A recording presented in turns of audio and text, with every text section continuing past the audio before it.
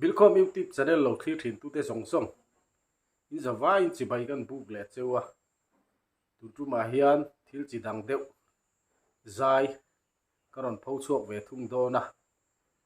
zai thiam tak tak mai nun sang sanga kan omani chu te chu a then chu pho chua hlo lo te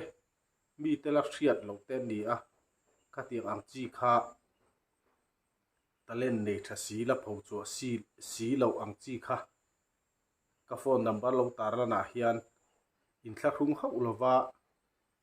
pho chua du te kan omani chuan min lo thon thin turin ka subscriber te le ka channel lo en thin tu te kan som chewa chu mi bai pia lama chuan lam lama talen nei tha te ten oma chu mai ba ka chuan fiam thu te le tun laya kan mi zo te ngei pon khol chi khrang khrang talen that tak ma an siam chua te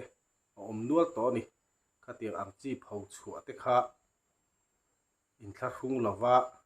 in lo thona pho chua tura min lo pe thin turin kan som chewa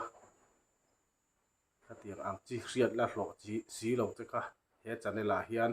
kan pho chuak thin don dia phone number ka ron tar la na hian in thla khung ho lo min lo thon thin turin ka somin kan gen ma sa chewa tu ma po hian mi te na kan la hriat hlo lutuk si lo zai thiam tak mai zona than si lal ruat fela zai kan thlirin kan ngai thau don ani tuna hian i thlirin le lo ngai thawang ule